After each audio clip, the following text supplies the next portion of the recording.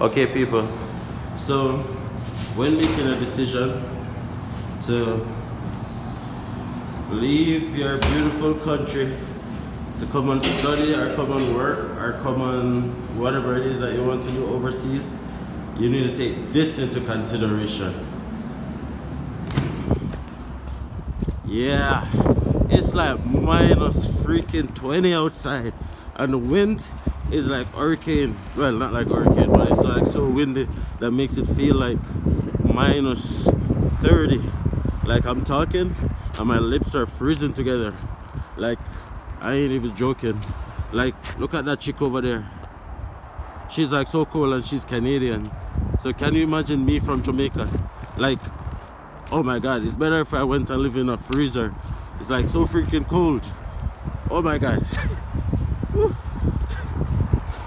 Look at these people, oh my god. Whew. So you want to be so prepared.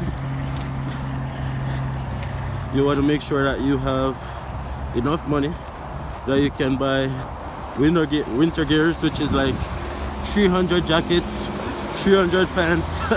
I'm just joking, man, but like, yeah, oh my gosh.